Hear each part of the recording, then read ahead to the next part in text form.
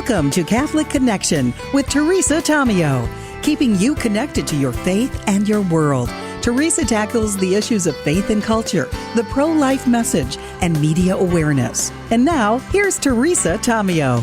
Happy August 1st, 2025. Great to be with you on Catholic Connection here on the one, the only EWTN, the Feast of St. Alphonsus Liguori. He was a poet, he was a preacher and a teacher, an amazing saint, and of course he was just so influential in his part of the world. He was a composer and musician, a poet and author, philosopher and theologian. He earned both degrees in church and civil law by the time he was 16. Wow. Of course, he was from Italy, spent many years traveling through villages, preaching missions, hearing confessions, and helping people grow in faith. At 66 years old, he became a bishop and worked so hard to improve his diocese. Now, many people don't know that he also founded the Redemptorists, the Congregation of the Most Holy Redeemer, back in 1732. And getting down to the summary of his beautiful bio and being a composer and musician, he is attributed or accredited for writing the song, the lyrics to the beautiful hymn, the Christmas hymn, in Italian. It is Tu scende dalle stelle, you descend from the stars. And that is really like a little town of Bethlehem or any other popular hymn that we hear all the time in the United States at Christmas time. It is played everywhere in Italy at Christmas time, and especially on Christmas Eve and also on the Feast of the Epiphany. And you should look up the words to it. It's just absolutely gorgeous. It is talking about how the creator of the universe came down from the stars to be among us. It's just so beautiful. And I'll never forget, a few years ago, we had a group in November, late November, up in Greccio in northern Lazio, which was a place where St. Francis established the first creche, live creche. And they have a beautiful little store there. And they had a CD of one of the Franciscan monks who lives in Italy, lives and works in that area. His mission is in that area of Italy. I can't remember his name, but he's been on Italian television, and he's a popular vocalist. Gorgeous voice. And he had a Christmas CD. And, of course, the first song on there was Tu scende dalle stelle. And so I played it on the bus coming down from the mountain. And after being there and seeing all the nativity scenes in Greccio, it was such a profound experience. My father, I was telling Richard, my father sang that song every Christmas Eve, along with other Italian Christmas hymns and carols. We used to have a little mini concert at midnight mass Christmas Eve, and my father, people came from all around the area to hear my father sing those Italian Christmas carols. He had a beautiful voice. I did not inherit his singing voice, so I will spare you the gory details. Anyhow, St. Alphonsus Liguori, pray for us. Coming up today on the program, while we still are having some technical issues, I would tell you to please stand by, but I would say be more comfortable and please sit by. We are going to give you the live news and live update this morning, and then we are going to return to some of our great interviews we've done recently, and we're going to share with you, in case you missed it, 2 interviews. One from our friend George Weigel, papal biographer, noted author, and speaker. He has a new book out all about commencements. And it was fun. We sat down a few weeks ago, and when he was still teaching in Poland, we caught up with him and talked about his new book. And then we're revisiting an interview we did with our very own, the amazing Dr. Matthew Bunson, of course, the author of a powerful biography on Pope Leo. He is going to be joining yours truly, me and Deacon Dom.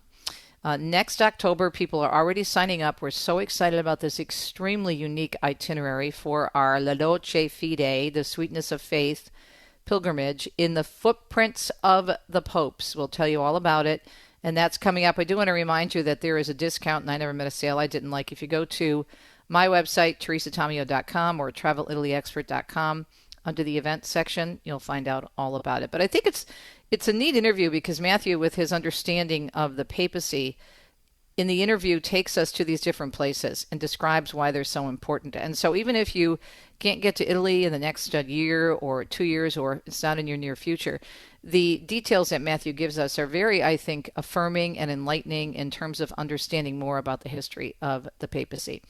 So that is the show for the first hour of a Friday, August 1st. And after the show, we are heading up to northern Lower Michigan to beautiful Grand Hotel on Mackinac Island. Monday morning, we'll be live from the Grand Ballroom, and we have Father Michael Schmitz lined up. Our own Edward Shree, Dr. Shree, is going to be our speaker, and our own Father Leo, I'll be sitting down with me talking about not only the getaway, but just faith and what's happening in the church and the world right now. So it's going to be a really, really fun show. And if you've never been, I would consider going. It's a great little mini retreat that started many years ago for families, so check it out. All right, let's check out the weather on a Friday morning, this first day of August.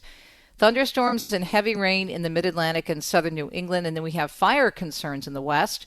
National Weather Service reporting heavy rain and isolated severe storms continuing to bring flash and urban flooding to the northern mid-Atlantic and southern New England through tonight. Isolated dry thunderstorms continuing to bring fire weather threats to the northwestern Great Basin, and that is through the rest of today.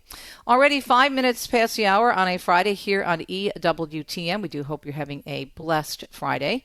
Let's start with the news here on the network. Right now, it is, again, 5 minutes past the hour here on EWTN. You really need to check out this story on Catholic News Agency. Very, very important. The U.S. Federal Trade Commission investigating, CNA reports, potentially unfair or deceptive trade practices regarding transgender surgeries and drugs. The launch of that inquiry designed to gauge the harms consumers may be experiencing from false, unsupported claims about transgender treatment, that according to a press release. The inquiry focusing on affected minors, but is also open to adults who have been impacted. The agency's investigation comes after the president pledged to end federal support for transition drugs and surgeries in an executive order that he issued at the outset of his administration earlier this year. The FTC, a federal agency that promotes marketplace competition and consumer education, says it will investigate whether practitioners have violated a long-standing law against deception in the marketplace. The agency is working under the FTC's Act of 1914. That's a federal law that, among other things, prohibits deception and false advertising in the marketplace. The agency will investigate if practitioners have gone against Section 5 and 12 of the Act banning unfair or deceptive acts and false advertising. Sarah Lee Kessler tells us hundreds of New York Police Department officers and others turned out yesterday to say a final goodbye to the police officer killed in Monday's mass shooting in Midtown Manhattan. It was the sea of blue at a mosque in the Bronx Thursday in honor of 36-year-old Diderol Islam, gunned down by a shooter with an assault rifle at a Park Avenue office tower. He was posthumously promoted to detective first grade. Police Commissioner Jessica Tisch saying, "I stand with you. I am so heartbroken." Mayor Eric Adams also spoke at the funeral, as did Governor Kathy Hochul. Your extended family, we are there for you. The fallen police officer was off duty at the time, working a security job at the building. He leaves 2 children and a wife who's expecting their 3rd child next month. I'm Sarah Lee Kessler. The U.S. Special Envoy to the Middle East arriving in Gaza. Blake Sifton reports that Steve Witkoff was seen earlier today with his convoy at an aid center in the city of Rafah in southern Gaza. The White House says they will inspect food distribution sites, work to secure plans for more food delivery, and meet with Palestinians to hear about the hunger situation firsthand. Reports have suggested that they will visit food distribution sites run by the controversial U.S. and Israeli-backed Gaza Humanitarian Foundation. That entity created to replace the UN's role in providing aid to Palestinians. UN claims hundreds of Palestinians have been killed by the Israeli military while trying to get food from the aid centers. Witkoff traveled to Israel yesterday to meet with Prime Minister Benjamin Netanyahu and to renew hopes of a possible ceasefire with Hamas. Brian Shook tells us the Department of Justice is continuing to go after so-called diversity, equity, and inclusion practices. According to a DOJ memo issued Tuesday, Attorney General Pam Bondi is prepared to restrict funds to entities that use DEI practices, which is likely to impact universities and K-12 schools. Bondi wrote in the memo, entities receiving federal funds, like all other entities subject to federal anti-discrimination laws, must ensure that their programs and activities comply with federal law. I'm Brian Shook. Ukrainian leader Vladimir Zelensky calling for regime change in Russia. He made the comments yesterday, just hours after a Russian missile and drone attack killed 31 people in his country. If the world doesn't aim to change the regime in Russia, that means even after the war ends, Moscow will still try to destabilize neighboring countries. He spoke to a conference marking the 50th anniversary of the Helsinki Accords. The Trump administration finalizing reciprocal tariffs on dozens of countries. Yesterday, the president signing an executive order increasing tariffs on products from around 70 countries while touting deals made just before the deadline. We have made a few deals today that are excellent deals for the country. You know, we're taking in literally trillions of dollars for the country. Originally set to go into effect today, the new rates will now kick in next week. Trade deals so far have been agreed to with the European Union, the UK, Japan, and South Korea, among others. Trump also announcing tariffs on Canada will be increased from 25% to 35% beginning today. The high price of pharmaceuticals getting the attention of the White House. Spokesperson Caroline Leavitt saying the U.S. pays 3 times the price for drugs compared to other countries, and the president is determined to change that. The president is determined to solve this problem and took further action today. He has signed 17 letters to pharmaceutical companies' CEOs. Yesterday, Leavitt saying the letters from Trump to the CEOs of several drug companies tell them it's an unacceptable burden on hard-working Americans. The letters will be asking for immediate relief and includes a 60-day deadline. Streets are flooded across the Northeast after yesterday's heavy rain. Over 5 inches falling in New York City yesterday, flooding roads and stalling commuter trains. Flooding was also reported in Philadelphia, New Jersey, and the Washington, D.C. area. Cleanup crews will be out today as forecasters are expecting drier conditions. Mark Mayfield tells us officials say they believe they now know the cause of a building explosion in Nebraska that killed 3 people. A preliminary investigation indicates the explosion was caused by a dust fire that ignited during the manufacturing process and was accidental. The plant was operated by Horizon Biofuels, a company that makes wood pellets and animal bedding.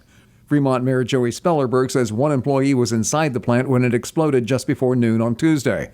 The employee's 2 daughters were also on site waiting for their dad to be done at work. The plant is about 40 miles northwest of Omaha. I'm Mark Mayfield. The final day of hearings on the deadly midair crash over the Potomac back in January is set for today. Testimony centering on air traffic control training most of the day Thursday. Air traffic controllers telling the National Transportation Safety Board investigators they struggled with the constant stream of planes and said they just make it work when presented with such heavy traffic. 67 people died, including 64 who are on the airliner and 3 others on the Army Black Hawk helicopter. And Matt Madison tells us over 100 J.C. Penney stores are being sold to a private equity firm for more than $900 million. The deal with Onyx consists of 119 stores, including more than 20 in Texas, and comes 5 years after the once popular department store declared bankruptcy. Onyx will pay $947 million, and the deal is scheduled to close in September. All 119 JCPenney stores remain open, and it's unclear what's planned for them. I'm at Mattinson. Just about 12 minutes past the hour. Forgot to mention at the top of the hour, we do have a brand new Fact Check Friday for you, and it is all about what the media don't report, which sometimes is just as important as what they do report and how they report it. We will take a look at that, and then as I mentioned, we are going to check in with our good friend Dr. Matthew Bunson from EWTN, and we are going to be revisiting a little chat we had, I think about, was it last week or maybe 2 weeks ago, regarding our pilgrimage, which is now available for registration. That's coming up next October in the Footprints of the Popes. It's just a fascinating look at the life of the popes. And then George Weigel on his brand new book, all about commencement speeches he's given. We'll be right back on a Friday. We appreciate your listenership. And don't forget, you're listening to the one, the only EWTN. We'll be right back.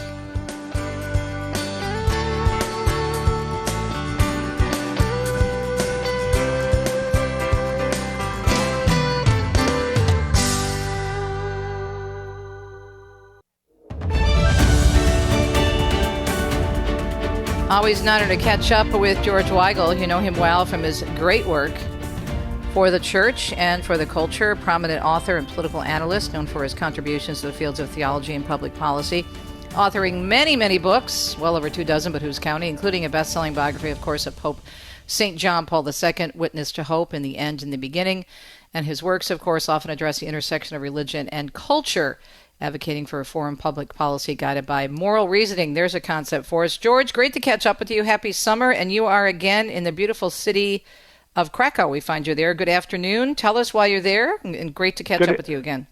Thanks, Teresa. It's always good to talk to you. For over 30 years now, I have been part of a 3-week crash course in Catholic social doctrine here. involving graduate students from Central and Eastern Europe and North America.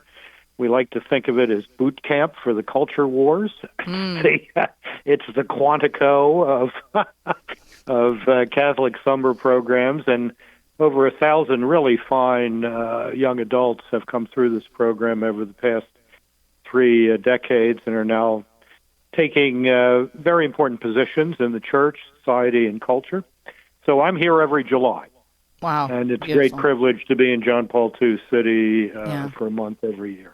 Oh, I've been to Poland several times. It's beautiful, and I love Krakow. It's actually a gorgeous city. All right, so your latest book, Pomp, Circumstance, and Unsolicited Advice, recently, of course, published by our friends at Ignatius Press. Why a book, George, on commencement addresses?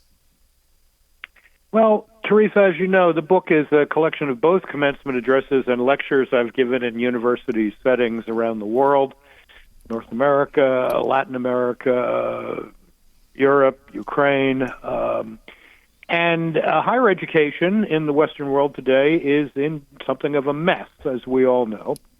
And I believe that Catholic institutions of higher learning, when they really are Catholic in their curriculum and their mode of life on campus, can create a model for the reform of the university, which, after all, is an invention of the Catholic Church in the 13th century. Mm-hmm. So that's why the book. In terms of the importance of commencement addresses, I graduated out of college a long time. I graduated journalism school in 1981. I can't even remember, hence I think the importance of your book and what you do with these addresses and this collection of them. I can't remember my commencement address. It wasn't very moving to me. And I think this is a real opportunity, is it not, given where we are in our culture, to talk to young people before they really step out into the world. You know, someone asked me the other day, why is a commencement address called a commencement address when it's at the end of something? Mm-hmm. And I said, well, it's because it's the beginning of real life, in a sense. You leave academic life for the world of the professions, the world of business, family, religious vocation, whatever. And I like, in these commencement addresses I've been privileged to give, to challenge young people to be the missionary disciples that they were commissioned to be on the day of their baptism. They are, I hope, going to live their Catholicism not as a lifestyle choice, but as the central focus of their lives, personally, professionally. And that leads to a life of great adventure. And I try to illustrate that sometimes with the lives of great people like St. John Paul II. Yeah. You talk in a recent interview that you did, it was published in June on Catholic World Report, regarding the possession of truths known from both revelation of reason and how we've lost that in so many ways. And I think it's so important to get back to that. I think we're starting in some ways that the pendulum is starting to swing in the other direction, where things are really being revealed and people are coming forward and admitting the truth, for example, about the whole transgender craziness and ideology and other issues. But we still have so far to go, don't we? In the preface to this book, Teresa, I quote the inaugural address of the former president of Harvard University, Drew Fals, who said that truth is no longer a possession, it's an aspiration. Well, if you follow the illogic of that out, you get exactly what's been happening on Harvard's campus and Columbia's campus and other so-called elite campuses in recent years, which is a bunch of little overprivileged snowflakes chanting genocidal anti-Semitic slogans in the name of academic freedom. In other words, you get total chaos. So the recovery of the conviction that there are truths built into the world and into us, that we can know these by reason, and Catholics would say also by revelation, is essential to the reformation of higher education and also the rebuilding of a culture that makes democratic self-governance possible. Mm. What is the reaction of the folks that you're meeting with in Krakow in terms of our culture? What are they looking forward to do? What's on their hearts, and how do you think your latest book can help them? Well, these are young adults. These are people in their mid to late 20s. And I would say over the 30 years we've done this, I have seen a big change in that the young people we work with are now frightened. How do I make a good marriage? How do I raise a family? How do I function as a consecrated religious or a priest in this cultural mess? So we've actually changed the curriculum of the seminar over 30 years. I bring Mary Eberstadt, for example, over here every year for a series of lectures to talk about, the damage done by the sexual revolution, how to talk about hot button issues, et cetera, et cetera. And I hope my own lecturing on how to be a missionary disciple helps these young people address those questions. But those were not the questions 30 years ago. And they are the questions today. And I hope some of the material in this collection of commencement addresses and university lectures also helps address those very, very real concerns of serious Catholic young adults today. You often go back, and of course there's so many reasons as to why, but I'd like you to just mention this to our listeners because I think it's super important. And I do this for my own comfort and my own affirmation in the faith. The teachings for me of Pope St. John Paul II on women, Mulieris Dignitatem, I go back to that. I go back to the papal letter to women, and I tell other women to read it because it's just so brilliant in terms of the dignity in the human person, how we're made in the image and likeness of God. But you will always go back to, not always, but quite often go back to Veritas Splendor. Why is that so important, do you think? Because unless we are convinced that certain things in life are just off the board morally, that no combination of intentions and consequences can ever make the killing of the innocent, sexual assault, the torture of children, et cetera, right, then we drain the drama from the moral life. And this notion that there are no intrinsically evil acts, that everything is a calculus of intentions and consequences, which was one of the reasons why Veritatis Splendor was written, was to correct that false notion, is now back after the last dozen years or so in the Church. And it's one of the challenges facing the new pontificate. We have got to get back to this idea that some things are just off the board, period, and that to deny that is to degrade the human person and, as I say, empty the moral life of all of its drama. Are you optimistic with the new pontificate? I know we want to have you back on as we follow things. It's obviously very new and very fresh since he was just elected, Pope Leo, in May. But any thoughts as we wrap up this morning on that, George? Yeah, I thought it was terrific, Teresa, on something you and I have talked about a lot, that in his address to the diplomats accredited to the Holy See, just a few days after his election, he talked about the family as the first unit of society, and then went on to define the family as father, mother, and children. Now, it's a little crazy that we have to celebrate a pope saying that. Said, yeah, exactly. But, we do have to celebrate it, and it was great that he said it. And I think he understands that the crisis of our time is a crisis in the idea of the human person. All right, George, we have to have you back on. I know you're busy. Please let us know when you're back in the States and we can spend more time on this book, your other books, and all the great work you're doing. Our friend George Weigel, his latest book, Pomp, Circumstance, and Unsolicited Advice from Ignatius Press. Of course, we'll also have it on the EWTN Religious Catalog. We'll be right back.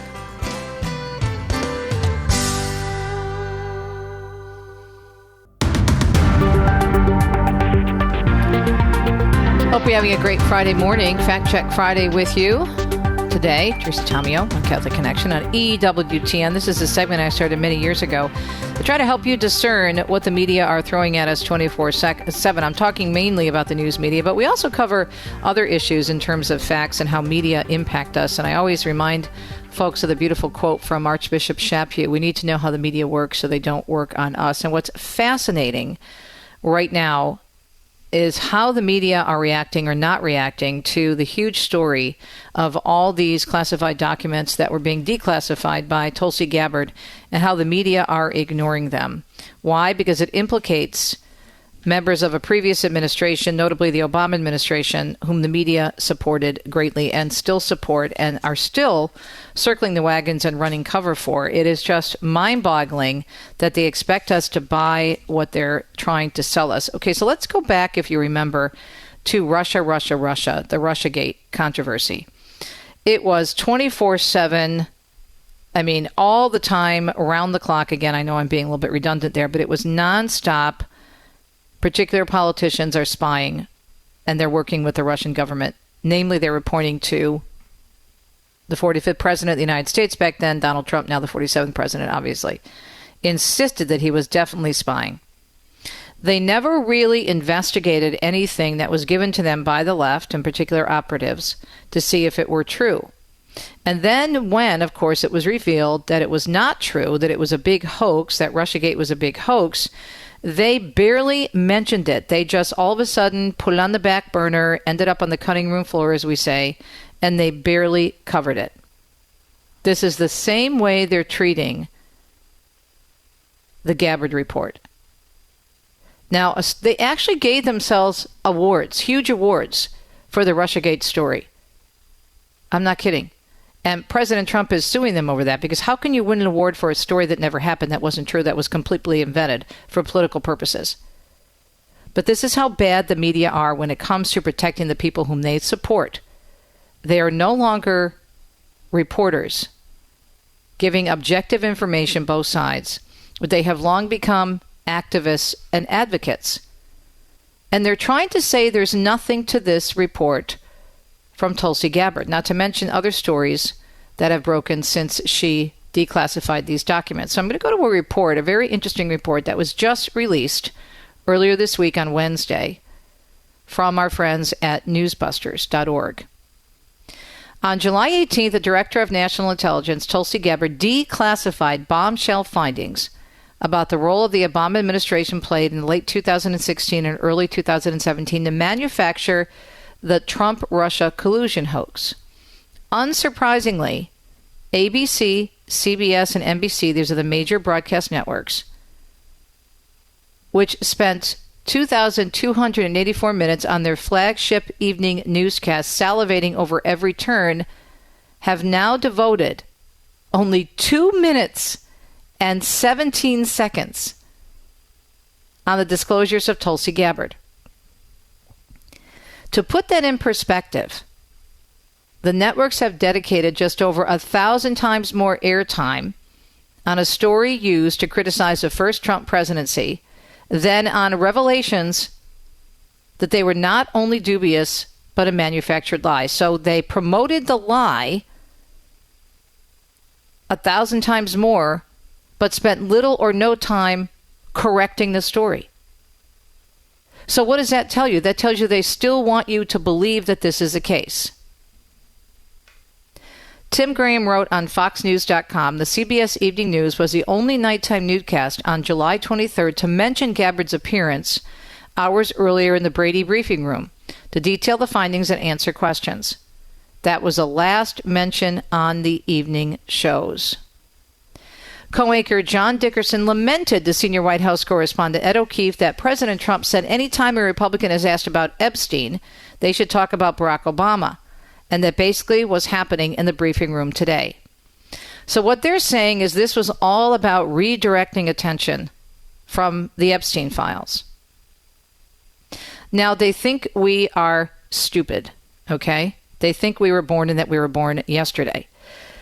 So let's connect the dots here. Do you honestly believe, with what I just told you, that they spent over 1,000 times more airtime on the Russia hoax than they did on the truth that this was a lie, which, of course, Gabbard is revealing?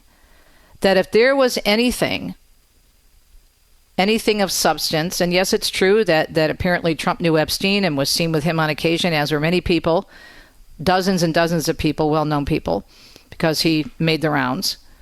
And I'm not saying that the Epstein files shouldn't be released. I'm not saying that at all. Let's be transparent about it. Let's put it out there. But don't you think, given the way the media just bludgeoned us with a false story for years and years and years, it's all we heard, that if they had anything at all to really connect Trump to Epstein, that wouldn't be the case, or even if they had a lie that they could develop. I'm surprised that hasn't happened yet. So it is so obvious what they're trying to do here. And also it's a lack of self-reflection. You know, earlier this week we were talking about Ferragosto in Italy, where they take this whole month off of August, and a lot of it is used to reflect, to slow down. And for Christians, Catholics in Italy, it's used to really ponder and spend more time in prayer. And it should be for all of us, actually, every day, not just in the month of August. Where's the self-reflection of the secular media on this? Again, where are they saying, guys, we need to look at this? This is a huge story. What Tulsi Gabbard revealed is that she's claiming that these declassified documents say the intel came back that Russia was not influencing the election. And the top tier of the Obama administration didn't like that, and they were directed to speak differently about it and to put out another agenda. And she has the emails and the documentation. Now, whatever one thinks politically, if you are calling yourself a news reporter, it's different if you're a talk show host and you are out there saying, these are my views, this is what I believe, and this is what I'm going to give you when you listen to me. For example, here at EWTN, we always give you the truth of the Catholic Church. And we are here to help fulfill the mission, the Church's mission of evangelization. We make no bones about the fact that we are Catholic. And so when you tune into us, you know what you're going to hear. The truth. Because all truth, right, comes from God, comes from Christ. But we let you know up front that this is a Catholic network. And this is what these reporters should be doing. You can't sit there and claim that you are objective, that you are a secular news operation, and that you follow, for example, the Code of Ethics, the famous Code of Ethics in the Society of Professional Journalists, and then turn around and do this nonsense. Dedicated over 1,000 times more airtime on a story used to bludgeon the first Trump presidency than on revelations that the same story was a manufactured lie. And they just keep doing the same thing over and over again. And they wonder why their ratings on all the networks, by the way, the broadcast networks, including, of course, CNN and MSNBC, but the broadcast networks, their ratings continue to tank. Self-reflection, admitting we were wrong, and putting the truth out there regardless of your personal views so people can decide, not you deciding for us. We'll be right back.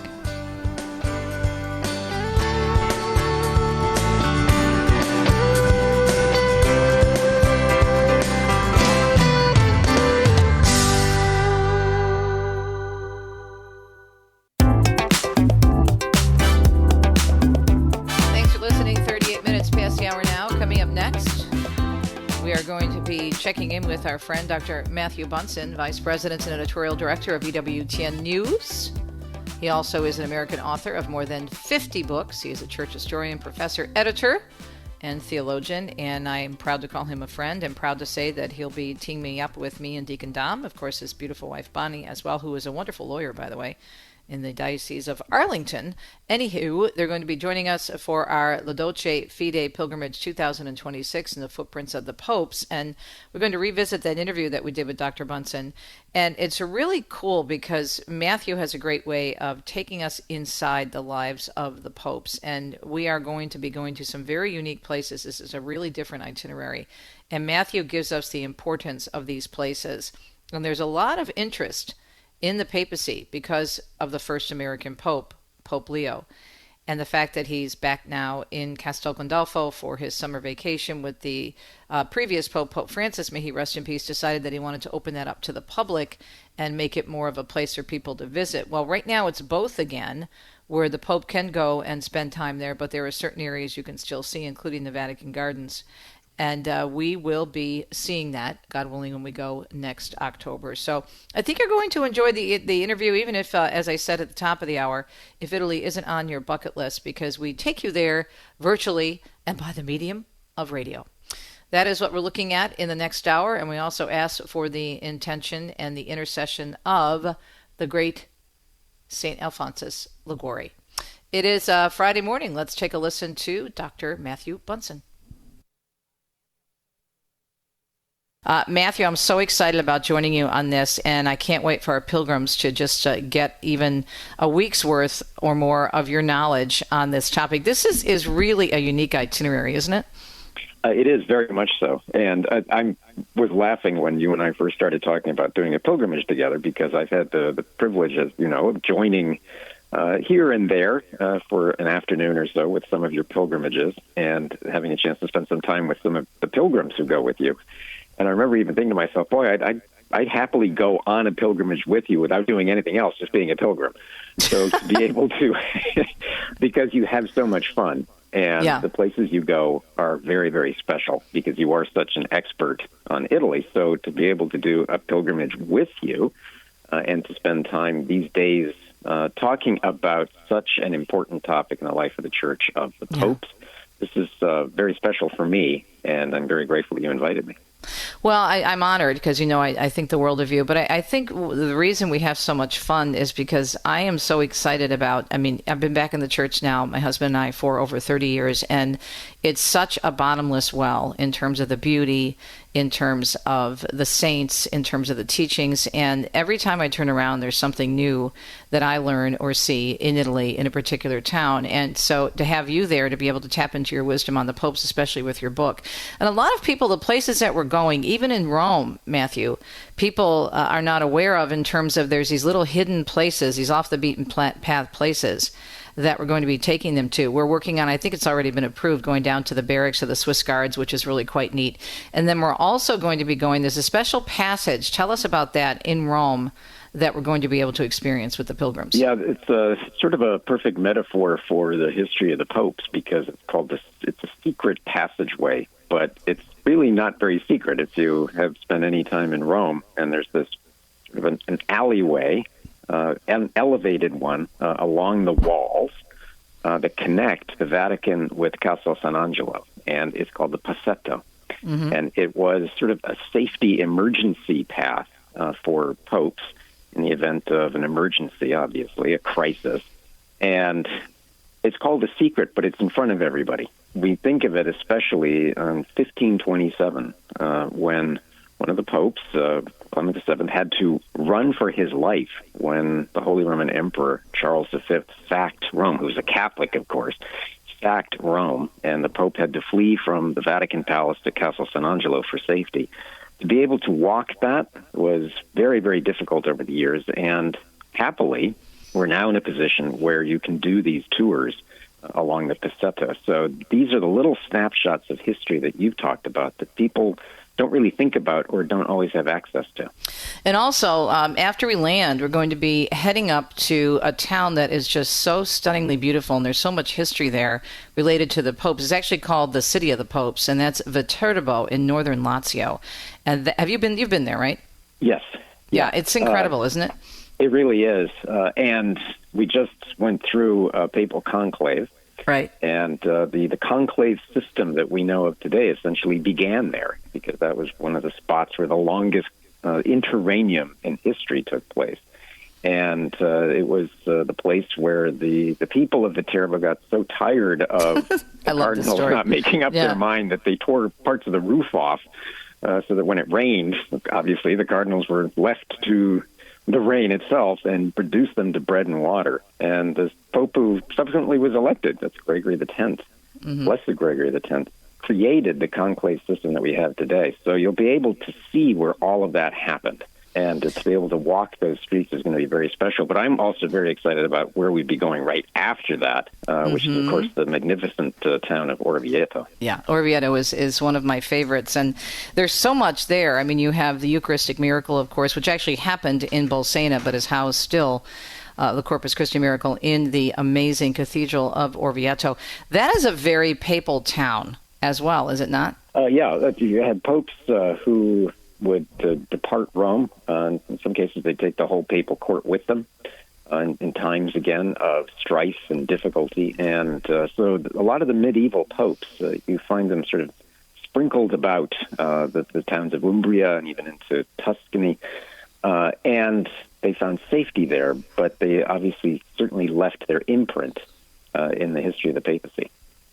Yeah, and it's just so pretty, and it's very unique because it sits on top of it's an old Etruscan town. It sits on top of a mountain, and in order to get there, you obviously we can drive the pilgrims up, but you also can take the funicula or an elevator way up, and then we'll be staying in a lovely hotel where Deacon Dom and I have stayed right around the corner literally around the corner from the Duomo there. And this is just a little bit of a taste of what you'll be getting if you join us on Living the Dolce Fide in the Footsteps of the Popes, October 8th through the 16th in 2026 with my guest, Dr. Matthew Bunson. So Matthew, tell us about our spiritual director. I'm so excited for Father Thomas to join us.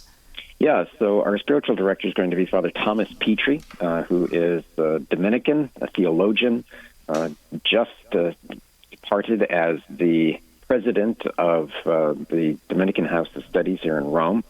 He's very well known for radio, for television. He's also one of the most fun Dominicans you'll ever meet, and we both know that Dominicans tend to be a lot of fun. Well, I can't wait to let him loose in Orvieto and talk about Aquinas, because in the Eucharistic Chapel of the Corporal, the Eucharistic Miracle, Thomas Aquinas is all over the place in those frescoes. That's absolutely right. Yeah, I think he has the most followers of any Dominican in the world on X. So that tells you something about his appeal, but also he's a brilliant homilist, and I'm looking forward to his reflections, too. So we have, of course, we're going to be going back to Rome at the end. We'll have several days in Rome, but then we go up to Arezzo. Now, Arezzo is a beautiful city in Tuscany, and Deacon Dom and I went there right before all the coverage of the Pope began. It was the first weekend we were in Rome. Then I had to get back down, obviously, to do the show for the conclave. But I loved Arezzo. It's the first time we were there, and it's such a pretty place, and that's very important because that's where Pope Gregory is buried. So we're going to be having Mass there at the church, I believe. But then kind of pulling it all together, having been in Viterbo, Orvieto, and then going to Arezzo before heading down to Rome. Yeah, that's right. Arezzo is, if Viterbo was the birthplace of the conclave system, Arezzo is also the place where it was first held following the death of Gregory X, as you noted. So we're sort of tracing the history of not just conclaves, but the whole of the papacy. It's why we're focused heavily as we are on Rome, especially going to places like St. John Lateran, Santa Maria Maggiore, Santa Sabina, the Aventine Hill, with its connections, obviously, to Gregory the Great and also the Dominicans there. And then, of course, St. Peter's, a beautiful tour of the Sistine Chapel and the catacombs of Callistus. So there's an endless amount to see, but I'm especially looking forward to, I know we're hoping to do the Scavi tour. Yes. And to have a papal audience, part of the general audience with Pope Leo. Yeah, and I believe we're confirming Dr. Liz Lev as our guide. She always does all of our Rome tours, and she's just off the charts amazing. But the other point that I wanted to make is, given all the attention now on Castel Gandolfo with Pope Leo spending time there again, a lot of people haven't had the chance to go south of Rome to Castel Gandolfo, and I don't think they realize just how beautiful it is. It is such a gorgeous lakeside above Lake Albano, a volcanic lake, but it is so peaceful. It's so charming. And to see the Papal Palace there in the Vatican Gardens, that's going to be an extra treat. Yeah, it really is. And hats off, or zucchetto off, I guess, in this case, to Pope Leo for making the decision to go back, which is one of the great traditions in the history of the popes. You go all the way back, really, to Urban VIII, the great Barberini Pope, who really established the papacy at Castel Gandolfo. And that just the drive out to the Alban Hills is worth it. But then to be able to spend a day or so in Castel Gandolfo itself, to do a tour of the Apostolic Palace, and then to have a dinner in Castel Gandolfo, it's a rich tie as well to Pope Benedict XVI, because one of his last acts as Pope was to go to Castel Gandolfo, and his resignation from the papacy took effect in Castel Gandolfo itself. So it has also additional meaning in the modern history of the papacy. Yeah, this is such a special itinerary, and I love it because I'm always trying to get people to do things a little bit differently when they think about Italy, to think outside the box. The other point, too, is that we're going to 3 different regions. We're going to be in Lazio, obviously, for Rome and for Viterbo, and for Castel Gandolfo, but we're going to be in Umbria with Orvieto, and then we're going to be in Tuscany. So they get a real flavor of three very different regions. And that's what I really love about this itinerary, being someone who, as you know, lives in Italy part-time, to show people that each region has, well, there's always those connections to the church, but each region has such beauty. Yeah, that's exactly true. And each region has its own flavors, its own characteristics. There's that great saying about Rome, that una vita non ne basta. A lifetime isn't enough. Amen. That's certainly true with Italy. I know you've written whole books on that particular subject. But it's crazy. It's just every time I turn around, there's something else I learn. There's a story I learned about St. Francis, and I think I've been to Assisi probably 50 times, easy, in all the years I've been doing tours and traveling to Italy.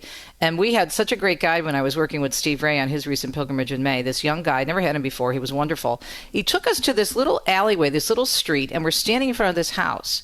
And it's a house of apparently one of St. Francis's best friends when he was just first starting out the order, when his family thought he was nuts, right? And he's down near where St. Mary of the Angels is now, and his order's down there in the Porciuncula, the little portion church that they started. And the parents of St. Francis say to this friend, you have to go down there and you have to get him back. Okay, so you're the one who's going to bring Francis back.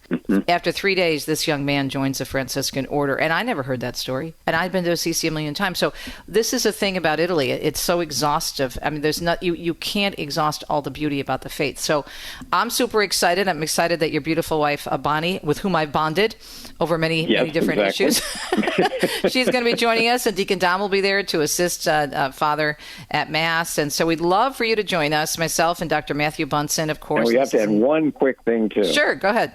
Part of this itinerary, wine tasting. Yeah. Oh, I forgot that. How could I forget that? I'm 100% Italian. Yes, and I'm going to push. We're still working on the place. I want to do a wine tasting in Umbria as we're on our way back from Arezzo, because people overlook the wines of Umbria, and they're fantastic. So I'm going to suggest that it be in Umbria, but we will continue to talk about this. Matthew, thank you for taking time out of your schedule, not only to talk to me today, but to join us on this amazing pilgrimage. I think it's just going to be fantastic. Oh, it's a privilege. It's going to be a lot of fun, and I hope everyone can sign up for this.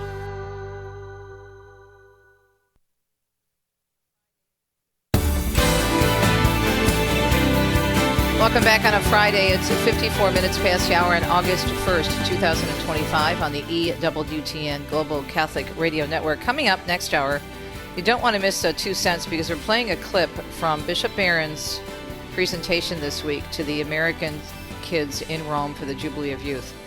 Oh my goodness, it is so good. It's so amazing. There's a full story on it on CatholicNewsAgency.com, and they have a link to it. We also have it on our EWTN YouTube page now. I am telling you, it is fabulous. It talks about the only way you're going to be happy is by fulfilling God's will for your life. Not your will, not my will, God's will, okay? It is so beautifully said, and a lot of it is off the cuff, because apparently he was having problems with the podium there. He was speaking at St. Paul Outside the Walls, which is a crazy gorgeous church. You have to go and listen to the talk in full. It's fabulous. But anyway, the few parts that I want to pull from it about accepting God's will for our lives and letting go and letting God, it's very similar to what Sister Deirdre said. If you heard the interview that we ran yesterday, and we had her on live, I believe, on Wednesday, and we ran the interview yesterday in the first hour of the program, what happens to you when you, as my mother used to say, offer it up to God and put it at the foot of the cross. When you put God first in your life and do say, like our great saint today, St. Alphonsus Liguori, your will, Lord, not mine. What do you want me to do? What do you have planned for me, Lord? Because God's plans are always the best plans. And check out the verse Jeremiah 29:11. We'll be right back. Second hour of Catholic Connection coming up on a Friday. It's August 1st. We'll be right back.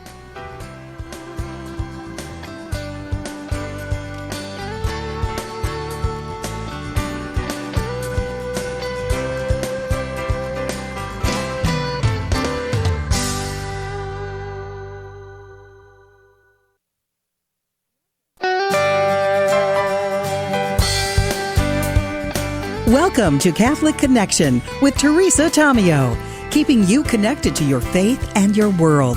Teresa tackles the issues of faith and culture, the pro-life message, and media awareness. And now, here's Teresa Tomeo.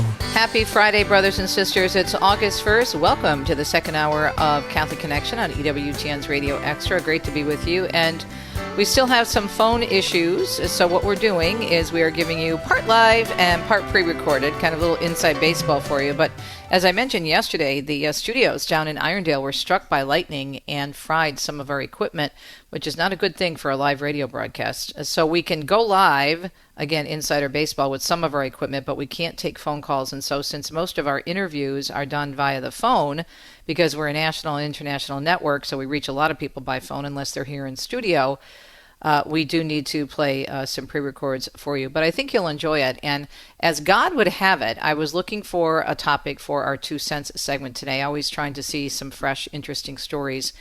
And I came across the beautiful, and I mean powerful, it just had me in tears. Just he's such a good homilist and teacher and speaker. Bishop Barron from Word on Fire, and of course, Winona, Minnesota Diocese. He gave a presentation to the youth, American youth, attending the Jubilee of Youth this week in Rome. And I am telling you, it is something for all of us.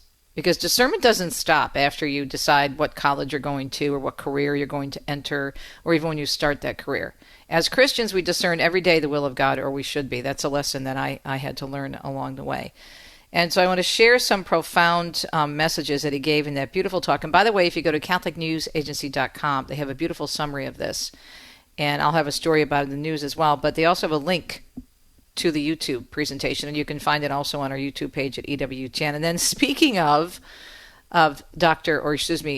Bishop Barron, we are going to be interviewing someone who works with him, actually going to be running an interview that we did with Dr. Petrusek from Word on Fire, and he is amazing. He works directly with Bishop Barron, and he always hosts all the podcasts, and so he's going to be with us to talk about how to strengthen Catholic identity in Catholic schools.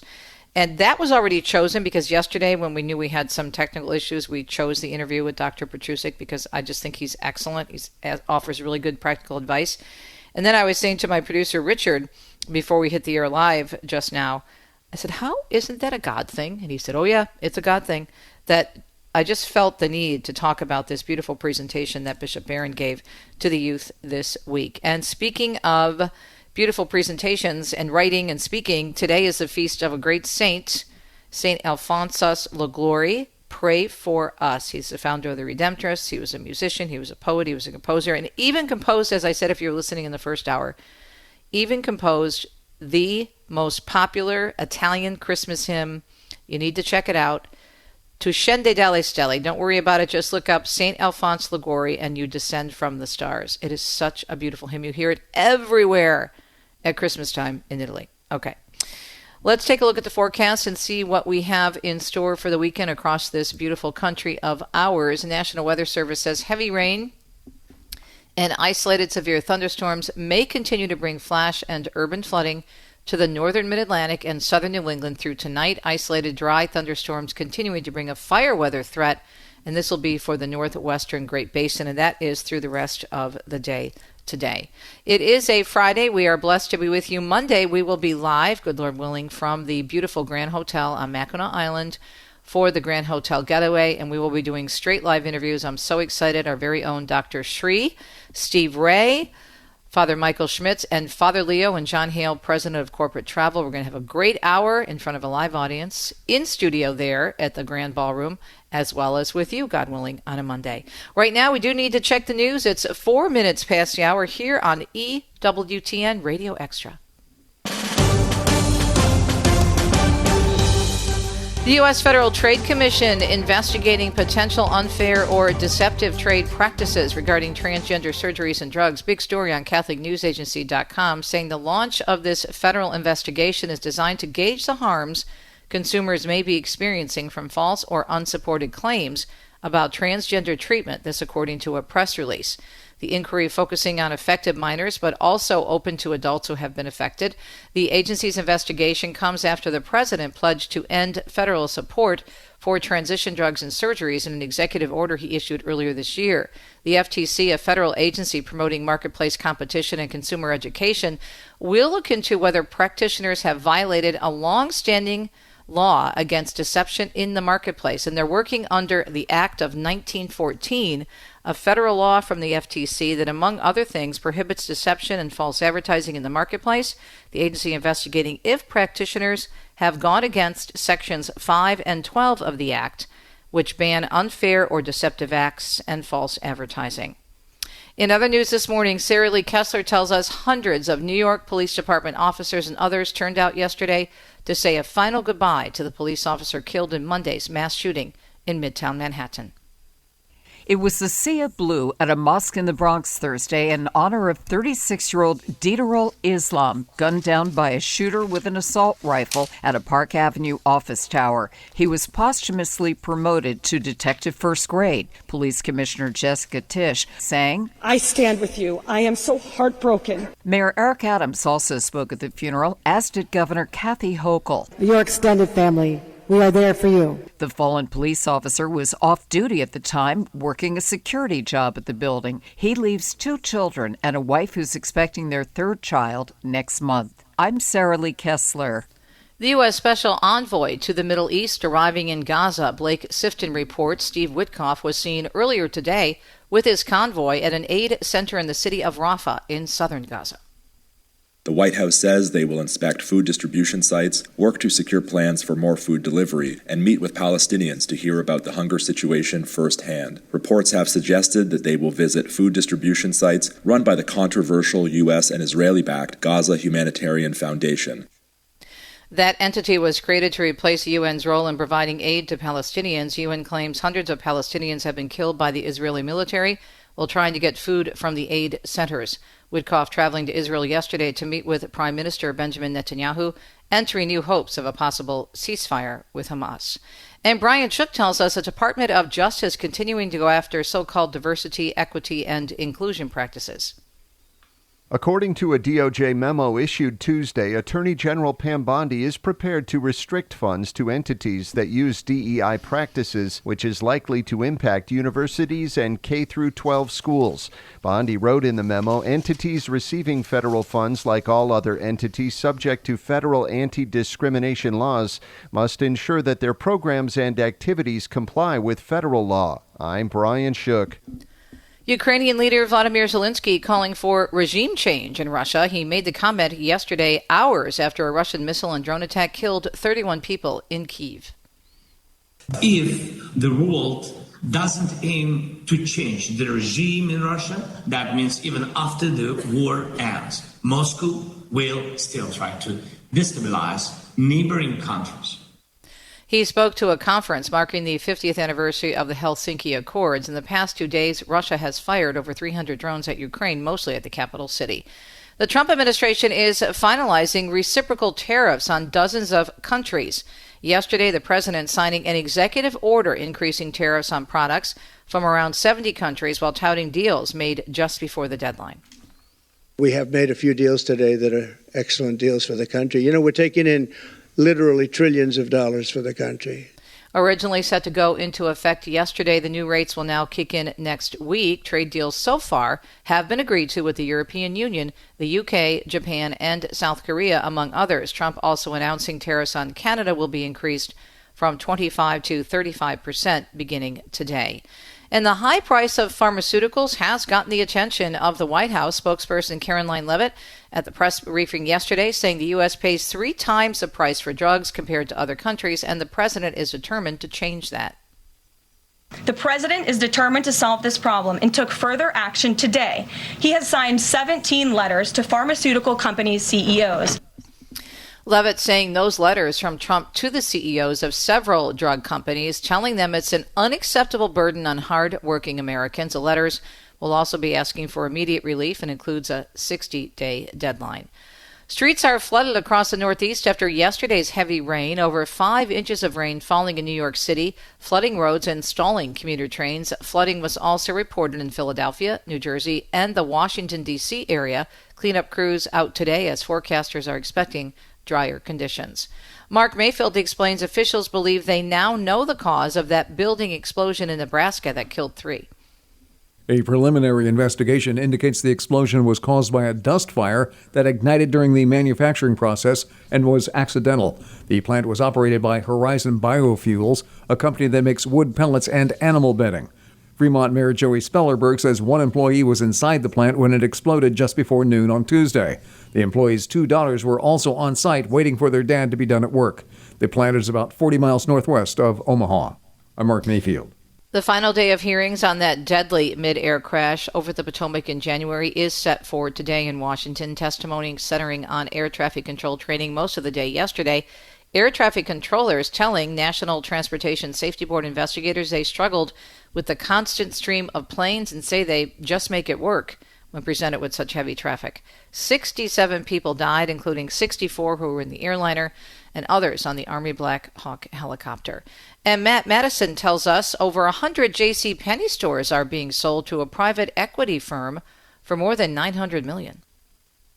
The deal with Onyx consists of 119 stores, including more than 20 in Texas, and comes 5 years after the once popular department store declared bankruptcy. Onyx will pay $947 million, and the deal is scheduled to close in September. All 119 JCPenney stores remain open, and it's unclear what's planned for them. I'm at Mattinson. A suburban Detroit man trying to identify the family who owned an antique safe he purchased at a garage sale that contained a Purple Heart from World War II. Ben Cameron says the safe also had a Bronze Star. He bought it at a local garage sale several years ago and had a locksmith drill into it to get it open. He says he found the 2 military awards along with a letter of condemnation dated June 30th, 1945, addressed to Private First Class Milford Magnuson. Right now, he's trying to find the Magnuson's family.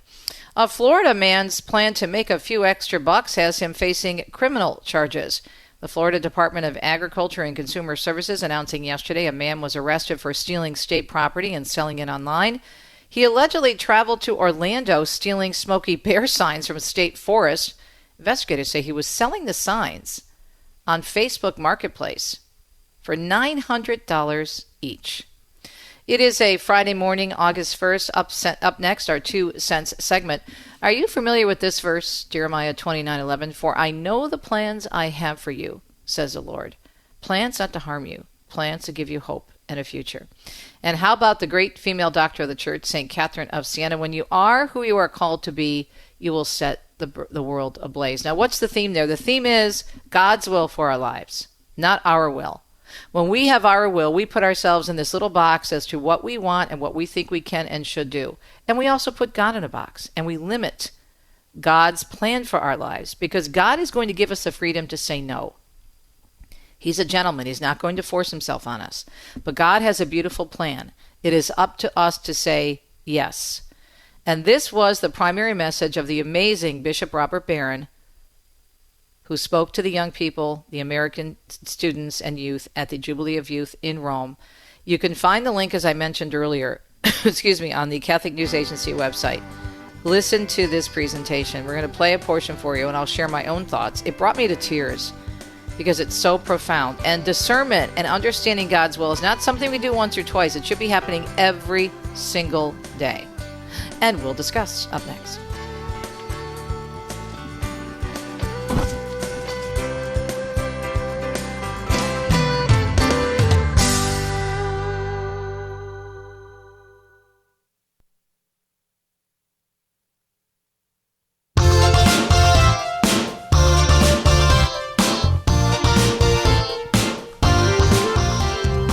Do yourself a favor and check out, first of all, the story at CatholicNewsAgency.com, the beautiful summary they did on Bishop Barron's presentation to the youth, the American youth in Rome this week for the Jubilee of Youth. And the headline is, Bishop Barron tells youth in Rome, listen to God's voice and accept his mission. So that was his key theme for his entire presentation. And it's beyond fantastic, and not just for youth. It's for all of us, because he talks about the history of the church and what happened in the church and with the great saints. And he quotes scripture left and right, as he always does so beautifully and brilliantly. And he told the young people to look at this particular verse at the end of the book of Judges. And he said, this is a Bible code. And it's so true. You could look at this one line and realize this is what is wrong with the world.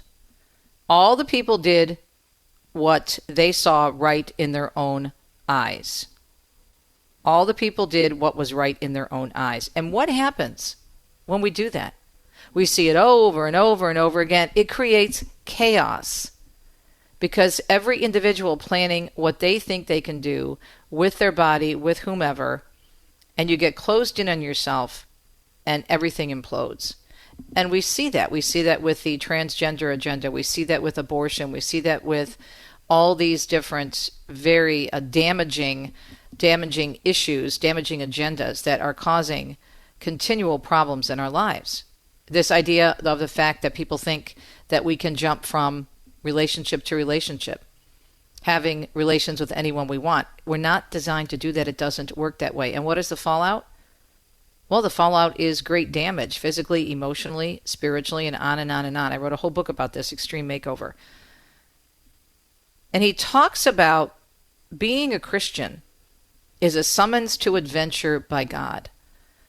Sometimes he says we look at religious people and think they live a boring life. And yet, even if you look at this saint for today, St. Alphonsus Liguori, he did not live a boring life. Neither did St. Augustine or St. Peter or St. Paul or St. Catherine of Siena or St. Teresa of Avila. Just the opposite. And all of us, and I did this too for a very long time, even after I had a major reversion to the church and came back to the church, I thought because I was put back on the air, I had an awakening when I was fired from a big TV news job. And I had 6 months, if you know my story, in between jobs, when I really had to do some self-reflection and look very, very long and hard in the mirror about what I had done to my life in terms of putting everything in one box and putting my career first and ignoring everything else, including God and my husband, and the result of that. And God, after this, purging that took place and this reversion, put me back on the air at the big ABC affiliate. So I thought, I've discerned, we're healing our marriage, we're back on track, we're active in the parish. So God has put me back on the air so I can bloom there. And I was convinced that I would stay there for a very long time, if not even retire, because it was a great station to work. It was the ABC affiliate, a top network affiliate. But God had other plans. I would say within a year to 2 years after I took that job, the scales began to fall off of my eyes regarding the media, and I was seeing the problems in the media. And this was back in the late 90s. Long before we see the issues that we have today. So what was God doing? He was preparing me and showing me what was going on in the industry, even though I didn't want to see it at first. And I had to go through a whole nother discernment process and a whole nother purging, being willing to let go of life the way I knew it in the secular media. I had no idea what God had in store. He never shows us the whole picture because we would totally freak out. If he would have told me years ago that I was going to be a Catholic talk show host living part-time in Italy, and then Deacon Dom would be a deacon, I would have said, no, that's not what we have planned for our lives. But God's plans are always better. Jeremiah 29:11, for I know the plans I have for you, says the Lord. Plans not to harm you, plans to give you hope in a future. And what I love about this presentation is this amazing bishop who's such a fabulous communicator, one of the best we have, if not the best, in terms of prelates out there preaching the truth in love. He always draws upon the saints. And he talked about Blessed Pier Giorgio Frassati, soon to be Saint Frassati, on September 7th, along with Carlo Acutis, about how Carlo, or both of them, but especially Blessed Pier Giorgio Frassati, his phrase was "to the heights." And here he's telling the young people the real meaning of that, and how if you really want to go to the heights, you have to let go and let God truly. Let's take a listen. To be a person of faith is to accept that call and to place one's will within the higher will of God. Can I draw attention to one of our great saints for tonight, Frassati? Who's been to his, I've not been over to Santa Maria Sopra Minerva. His body is there, isn't it? Who's seen it? Have you been over there? I'd like, before I leave Rome, I'd like to see it. Well, I love this photo of Frassati. You've probably seen it, where he was a mountain climber. And he's just scaling this mountain. And he's got, the motto is written on it, verso l'alto, right? Toward the heights, toward the heights. And in the photo, you can't see the top of the mountain. You can't even see where he's going. Jesus said to his disciples, stop playing around in the shallow waters. Rather, duk in altum, he says, right? Same word, altum means depth or heights. Stop playing around in the little shallows of what you can imagine, you can desire, you can want. Verso l'alto, toward the height.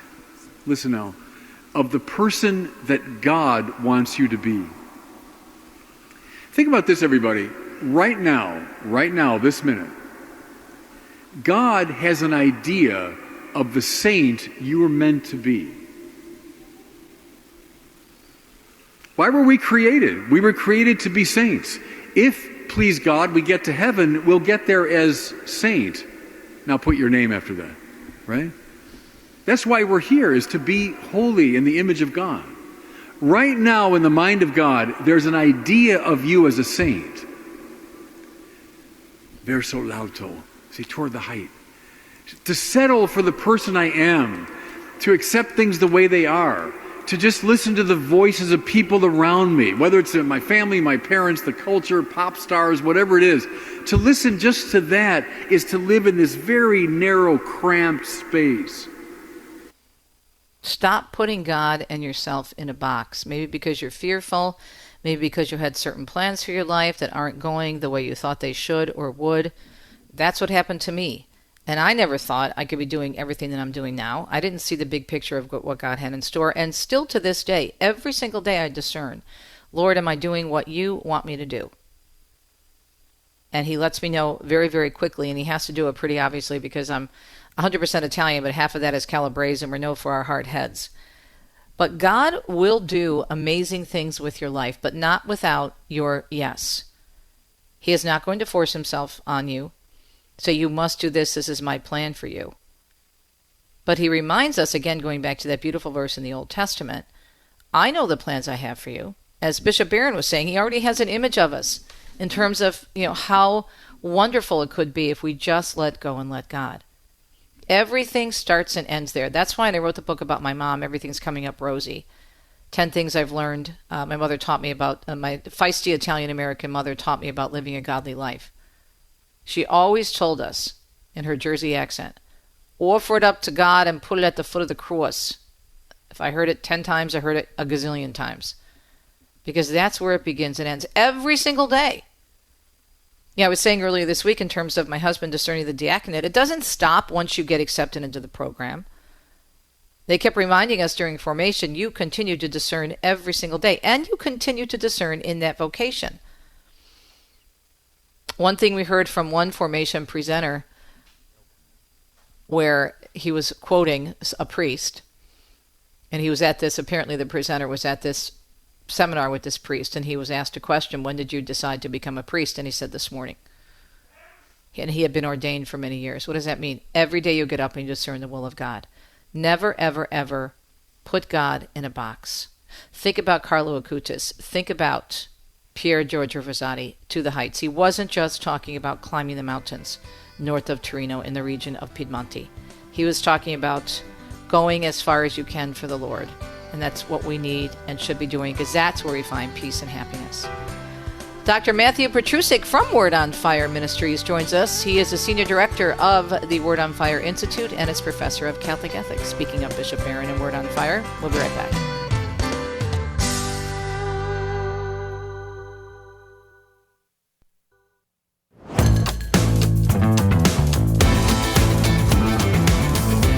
Hope you're having a beautiful Friday.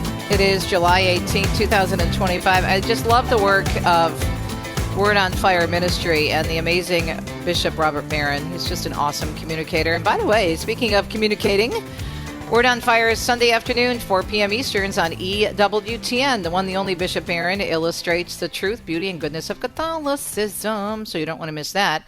You also don't want to miss the interview with our friend, Dr. Matthew Petrusek, of course, who works with Bishop Barron at Word on Fire. Lucky him and lucky us that we get to talk to him today. Your podcasts are great. You guys do so much great stuff. I mean, what I love about it, and we're kind of talking about this in the last segment, Matthew, with my friend Vanessa, who's a business coach, and she's also a Catholic radio and speaker as well. But we were talking about how everything has a Catholic angle because God created the world. And so we can't, it's when you have that view, that Catholic worldview that Bishop Barron always talks about, you can connect the dots. And I think that's why what you do is so important, because you help us do that. So in one of your recent podcasts, you're talking about, and this is a huge topic, how to strengthen Catholic identity in Catholic schools, which seems kind of like the Department of Redundancy department, because why do you need... Right? Well, wait a minute. We're Catholic. What do we have to identify or re-identify? So how did you come upon this topic? First of all, thanks for joining us.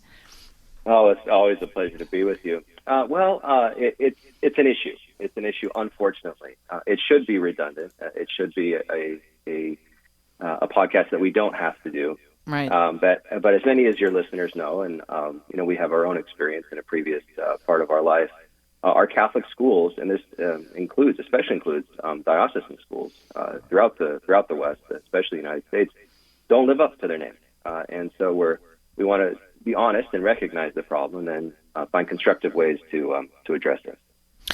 All right. So you have a number of different issues that you cover in this, in terms of how the schools are not, as you just mentioned, they may be Catholic, but in name only.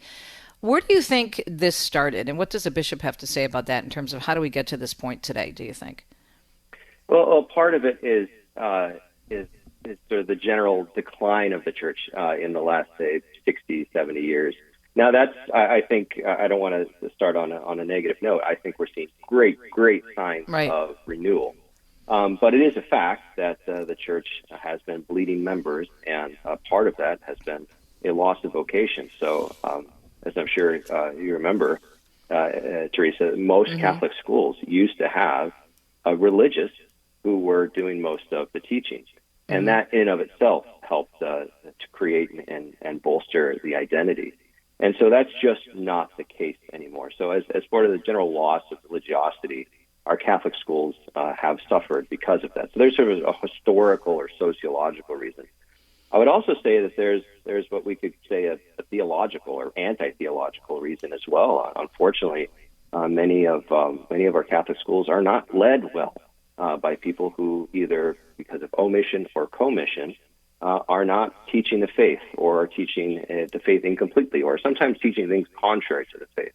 So we're also shooting ourselves in the foot unnecessarily. It's not just part of the general decline. Well, that's one of the reasons that the Cardinal Newman Society got started, because they saw exactly what you and the bishop are talking about in this episode, which, by the way, is posted on wordonfire.org just a few days ago, that it is not just where we're not having only not religious people teaching, not nuns or priests teaching the classes, so there's not that presence there any longer, but when at certain universities, for example, there's a mission. They still call themselves Catholic, but they're anything but in their teaching, to the point where they're promoting abortion, to where they are all about transgenderism, how they rewrite scripture. I did an interview with them. I have a segment with the Cardinal Newman Society on every Tuesday. We call it Newman News. And there's a story of a young girl from Loyola University who was a convert and was so excited about going into a quote-unquote Catholic university. And she ends up having to defend the faith everywhere she goes. Now she's working for Catholic Answers. She graduated, and now she's apologist. So it was good training for her. But at the same time, how sad that she's so excited about the faith, and she goes in and she's hearing the most bizarre things, completely opposite of what the church teaches. I mean, we just have gone so far. We really have. We really have. And so on the one hand, thank God for the Cardinal Newman Society. On the other hand, isn't it sad that we need the Cardinal Newman Society? And they really do provide an amazing service. And then when you look at the list of schools on there, they're all fantastic schools, but then you compare it to the actual number of Catholic universities and Catholic colleges, and it's a fraction of what we actually already have institutionally. Along the same line, so I used to teach for 10 years at Loyola Marymount University in Los Angeles, and there's many good people there, and I certainly don't want to denigrate the institution as a whole, but it is the case that the last sort of year I was there before I joined Word on Fire, the university allowed, with the president's knowledge, a fundraiser for Planned Parenthood on for campus, crying out loud, in the same academic building that I used to be in, St. Bellarmine Hall, just beneath my office, a couple floors down. So, I mean, these things are not. It's not just they're teaching sort of slightly different versions of theology within sort of the realm of different ways of understanding Christology or ecclesiology. I mean, in many cases, they're outright anti-evangelical, teaching things that are contrary not only to the Catholic faith writ large, but also specifically to the natural law. So yeah, it's a big problem. Talking with Dr. Matthew Petrusek, Senior Director of the Word on Fire Institute, and he's a professor in Catholic ethics there as well, wordonfire.org, a recent podcast with His Excellency Bishop Robert Barron and Dr. Petrusek on Catholic schools and Catholic identity. How do we strengthen that? So we have about 60 seconds before we get to the break, but what we're going to talk about next is how do we really strengthen the identity? Give us like a little tease of what we can do before we dive into this after the break, Doctor. Sure. So a few things that won't be surprising, but good policies, good personnel, so having the right staff in place, especially the right kinds of teachers, and good parent involvement, ongoing parent involvement. Those three things are absolutely necessary in order to reclaim our schools and to ensure that we're actually giving our young people what they deserve as children of God. And speaking of parents, I would say that if you have a child, and I had an instance where I was speaking many years ago at a men's conference, and a man came up to me, and his daughter was at a particular quote-unquote Catholic college, doing the air quotes now, and he was devastated because he said he spent all this money on raising her Catholic grade school, Catholic high school, and she seemed to embrace the faith. After one semester at this, again, so-called Catholic college, she was pro-abortion, she was pro-so-called same-sex marriage, she was all about transgenderism, and she basically was poo-pooing everything he taught. And I said, well, you're still paying for her education there? And he said, yes. And I said, why? I said, you're responsible to help her get to heaven as a parent. And he had this look of shock on my face. And I was shocked that after he's coming up to me and telling me such a personal story and the tragedy with his daughter, who's obviously lost her way, that he hadn't even thought of removing her from the school. Yeah, let's not subsidize the institutions that are harming our children. That's point number one. It's a good one.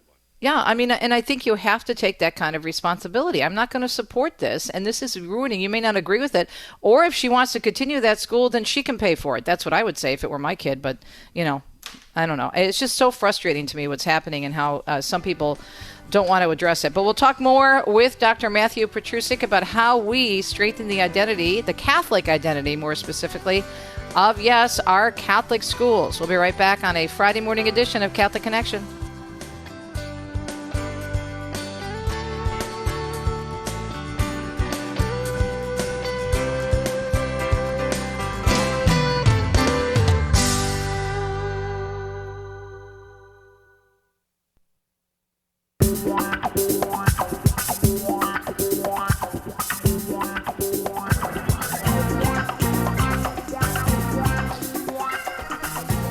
Welcome back, Catholic Connection, Friday morning.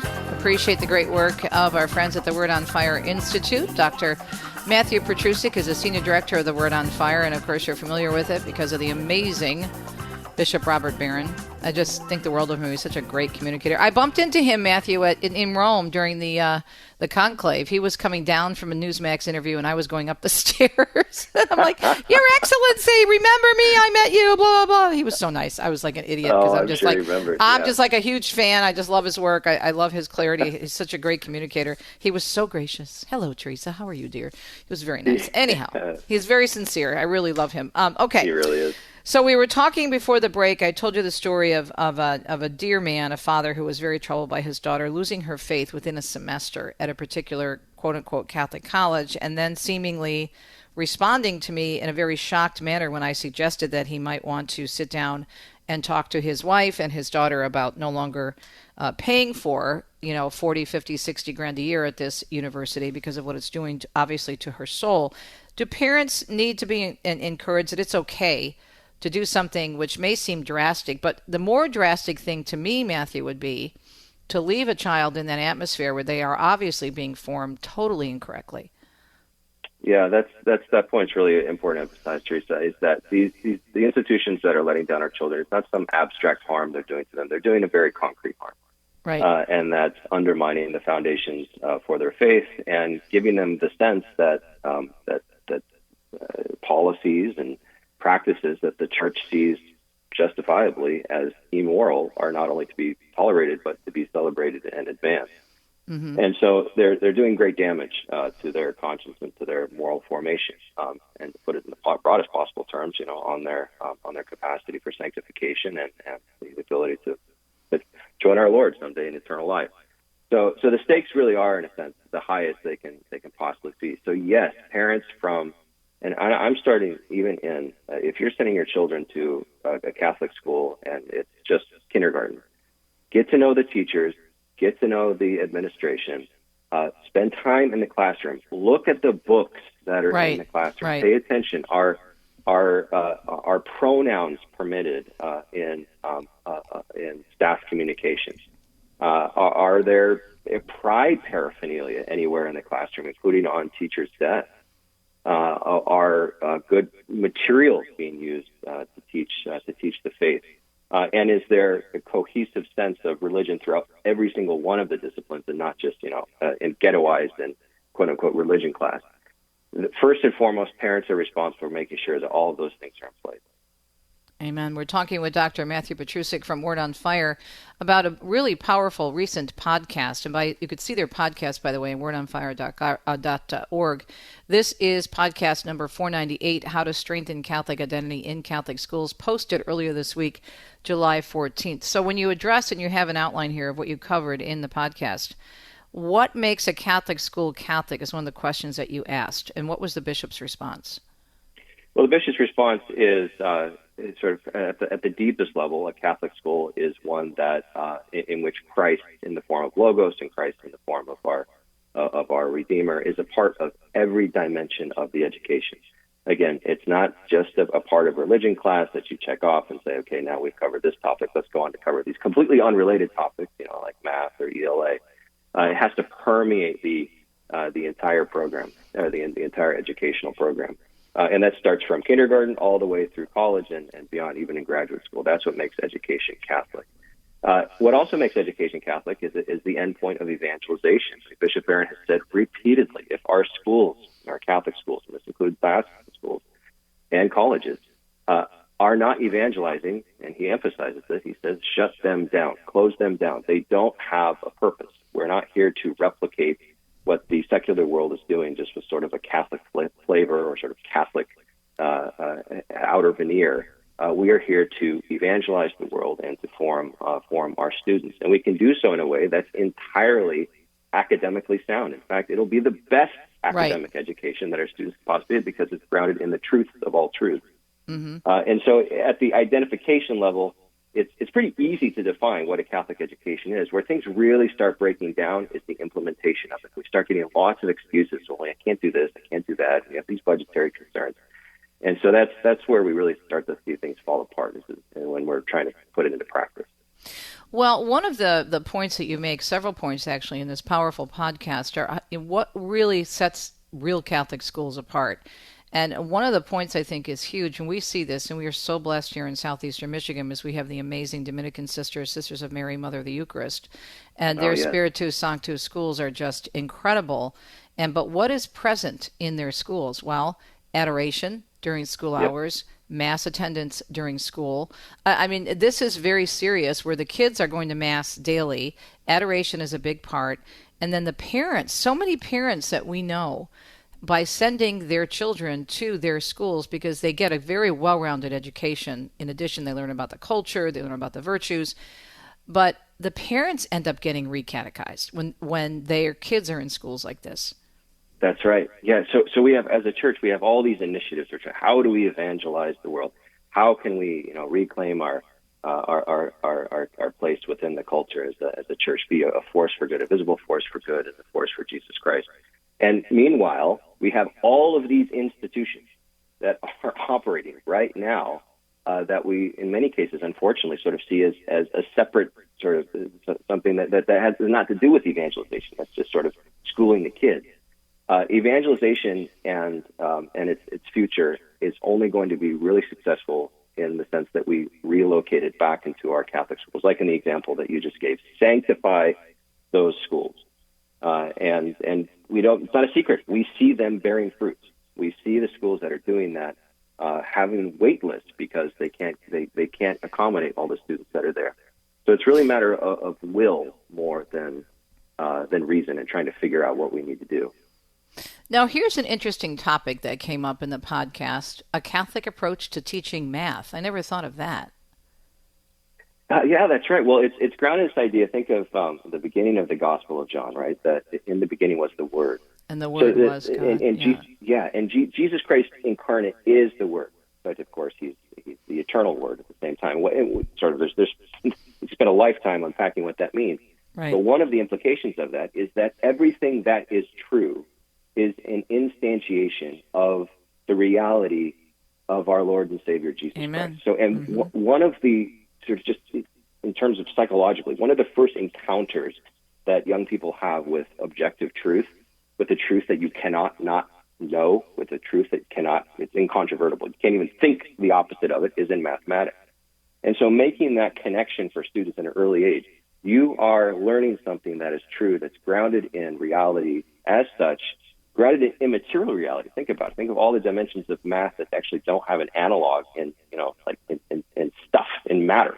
They're sheer sort of ideas, but they're real. That can form a foundation for opening an entire category of who God is and how the universe is constructed by these divine patterns and things like that.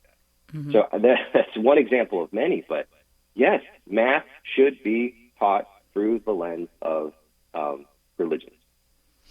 It just makes so much sense. And one of the biggest things I love about Bishop Barron and his teaching with the Word on Fire and just everything he does is that he's always bringing us back to where does all this come from? Right. It's not really that complicated when you start looking at everything through the lenses, as my late friend Al Crest used to always say, lenses of Scripture and the teachings of the Catholic Church. Everything goes back to, as you said, that first word in the Gospel of John. Everything came from God. So everything is going to go back from God. Science, nature, nothing is going to contradict him. And we have to be able to teach that to help kids connect the dots. And I always try to do that with different stories in the news. Like I was just talking in the previous break about this big, huge story, that scandal that broke at this concert on Wednesday night. I don't know if you heard about it, but with the CEO was hanging out with apparently his girlfriend, and he's married to someone else. Right. She's divorced, and she's the head of HR. And they got caught on camera at a concert, and it just exploded on the internet. And so many questions have been raised about this. Ethical questions in the business world, the human resource world, obviously marriage, adultery, what this does. Why? Why are people so upset about this? Why are people talking about it? Because in our, I don't want to get too theological, but in the deepest sense, we realize this isn't right. And where does that come from? And this is what we need to get back to when teaching in our Catholic schools. Yeah, that's absolutely the case. The natural law is the natural law. It's been, I think, buried under lots of destructive crusts of secular culture, but it's still there, and we are made in the image and likeness of God. So we can't completely eclipse the presence of the natural law in our hearts. We can bury it, but we can't destroy it. And so I think you're absolutely right. There are instances in the culture that sort of break through all of that secular crust and hit our heart and say, and it awakens it. Something bad is happening here. So our job in Catholic schools is to take those seeds of those indestructible seeds, and they truly are indestructible seeds of the natural law, of the logos that really constitutes each one of us as a human being, and to give it what it needs to flourish, to become fully alive in Christ, both Christ as logos and Christ as Redeemer. We know how to do this. It is not a mystery. It's a question of getting the right people in the right position who have a love of Christ, who are teaching every single one of these disciplines. And unfortunately, we oftentimes see within Catholic institutions a sort of misplaced, let's say, empathy, where we say, well, we have all these teachers who aren't Catholic. They're good people, and I don't deny that for a second. But they're teaching at a Catholic school. Exactly. And when there's Mass and the young people, our precious children are watching who's going to communion, and they see their own teachers are not going to communion, how in the world do we think we're going to communicate that it's the real presence, right? If these authority figures are not doing it. So again, not to denigrate people who are not Catholic. It's a recognition that Catholic schools have to be Catholic, not only in its curriculum, not only in their policies, but also in their people. Well, there's so many great points that you brought out in the podcast. So I just want to encourage people to go to wordonfire.org and check this out, How to Strengthen Catholic Identity in Catholic Schools. One last question. We have about 2 minutes left, Dr. Matthew. When do you reform and when do you close a school? That came up in your discussion. Yeah, and Bishop Barron, as he always says, answered right on. He says it's prudential, which is not that's not a waving off of the question. It's a recognition that it becomes highly dependent on the individual circumstances of particular institutions. What that also means, however, is that there may be some cases, and I would say, let me just be bold, there are some cases right now of institutions that have been so corrupted and are full of people who have no interest in propagating the Catholic faith. In fact, they might even have an interest in trying to harm the Catholic faith in our own Catholic institutions. That it's time for us as the body of Christ to pull out and to put our resources into something new. Now, a wrinkle to that is our diocesan schools, right? Our diocesan schools are part of our diocese. I think all of our diocesan schools are worth saving. Our parishes need to claim them as their own, and the flip side is that is our Catholic schools need to be present in our parishes. So we need to reestablish that sort of that symbiotic relationship between a parish and its school, and that's going to take leadership, especially from the priests of those parishes. Well, I think it's a great podcast to listen to. Anyone who has kids in Catholic school or wants to send their kids to Catholic school or a Catholic college. What a great discussion. Matthew, always great to catch up with you. Please give the bishop our best. We so appreciate his ministry and yours. Dr. Matthew Petrusek, Senior Director of the amazing Word on Fire Institute. Great resource. Check it out, wordonfire.org. We'll be right back to let you know what's coming up next week. It's Friday already. Stay tuned.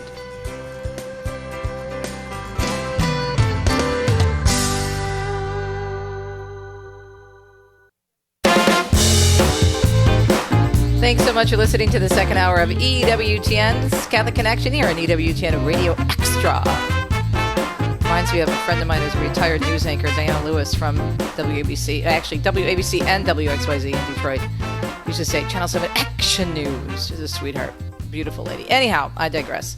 Wishing you a beautiful weekend. Go out there and make a difference. And do yourself a favor, though. Take a chance to sit down and listen to that beautiful presentation by Bishop Barron earlier in the week that was presented to the young people, American young people attending the World Youth Day. I'm telling you, it just got me all choked up. And don't put God in a box.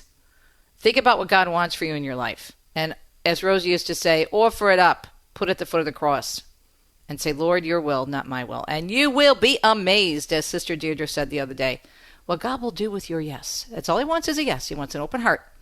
You don't have to figure it all out.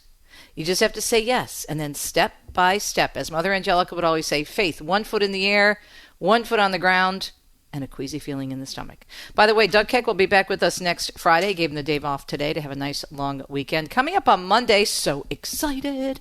We're going to be live from the Grand Hotel on beautiful Mackinac Island. Not Mackinac, but Mackinac Island, which is just north of the Lower Peninsula. Actually, the island sits between the Upper Peninsula and the Lower Peninsula. So if you put up your left hand in the middle of your left hand, think of the Straits of Mackinac. There's that beautiful island. And we'll be live from the ballroom with Father Michael Schmitz, Father Leo, and of course, Dr. Edward Shree. Talk to you then. Have a great weekend.